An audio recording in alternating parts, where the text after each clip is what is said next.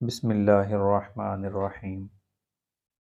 حضرت عروہ کہتے ہیں کہ حضور صلی اللہ علیہ وسلم کے زمانے میں فتح مکہ کے موقع پر ایک عورت نے چوری کی۔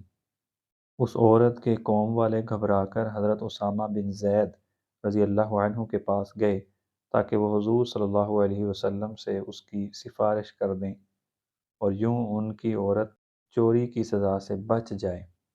جب حضرت اسامہ رضی اللہ عنہ نے اس بارے میں حضور صلی اللہ علیہ وسلم سے بات کی تو آپ کا چہرہ مبارک غصے کی وجہ سے بدل گیا اور فرمایا، اے اسامہ، تم مجھ سے اللہ کی حدود کے بارے میں سفارش کی بات کر رہے ہو؟ حضرت اسامہ سمجھ گئے کہ سفارش کر کے انہوں نے غلطی کی ہے، اس لیے فوراً حضرت اسامہ نے کہا، یا رسول اللہ صلی اللہ علیہ وسلم، آپ میرے لیے استغفار فرمائیں۔ تو شام کو حضور صلی اللہ علیہ وسلم بیان فرمانے کھڑے ہوئے۔